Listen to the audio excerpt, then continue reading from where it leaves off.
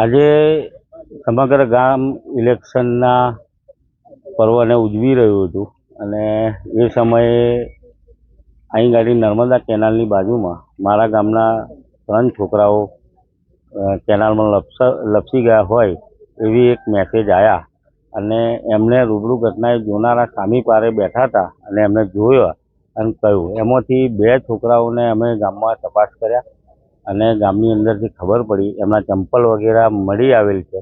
એના પરથી થોડી ઓળખાણ થાય છે કે ભાઈ ગામના 2 છોકરા મિસિંગ છે અને એ કેનાલમાં છે એવું જણાઈ આવે.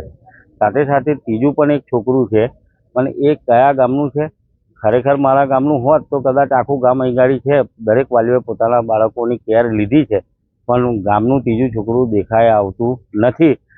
છતાં પણ રાત સુધીમાં કદાચ ખબર પડે કે ગામનું છે કે બીજા કોઈ જગાનું છે, પણ એના મિત્ર મંડળમાં પણ તપાસ અત્યારે ચાલુ છે કે ભાઈ બીજા ગામના મિત્રો આવ્યા હોય અને લપસીને પડ્યા હોય.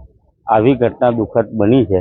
સમગ્ર ગામ મતદાનના પર્વને છોડી અને આ દુઃખદ ઘટનાની અંદર નર્મદા કેનાલની આગળ ચાલુ છે અને આજુબાજુના તરવૈયાનો પણ અમે કહ્યું છે કે ભાઈ તમે બોલાવવાના પ્રયત્નો કર્યા છે, એ લોકો આવ્યા જ છે, ચાલુ ઓન વે છે.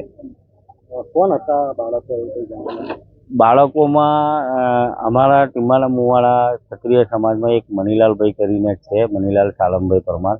એમનો નાનો સન જેની ઉંમર લગભગ આશરે 18 થી 19 વર્ષની હશે અને બીજો એક બાપ વગરનો વિનુભાઈનો છોકરો હતો જે એના પિતા નહીં રહ્યા અને એમના માતાશ્રી છે એમનો છોકરો જણાઈ આવે છે અને ત્રીજા છોકરું કોનું છે એનો અમને હજુ ખબર પડી નથી.